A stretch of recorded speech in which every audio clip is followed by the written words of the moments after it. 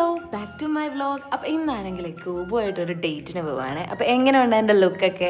എനിക്ക് ഭയങ്കര ഇഷ്ടമായി. അത് കഴിഞ്ഞിട്ട് പിന്നെ ഇത് ഗോപുവിൻ്റെ മുത്തശ്ശനും മുത്തശ്ശിയാണ്. ഇവരുടെ അടുത്ത് ചെല്ലുമ്പോൾ തന്നെ ഭയങ്കര ഹാപ്പിയാണ് ഇവരെ കാണുമ്പോഴും വർത്തമാനം പറയുമ്പോഴും ഒക്കെ. അപ്പോൾ ഞങ്ങൾ നേരെ പോയത് ജസ്റ്റ് യൂസ്റ്റേയിലേക്കാണ്.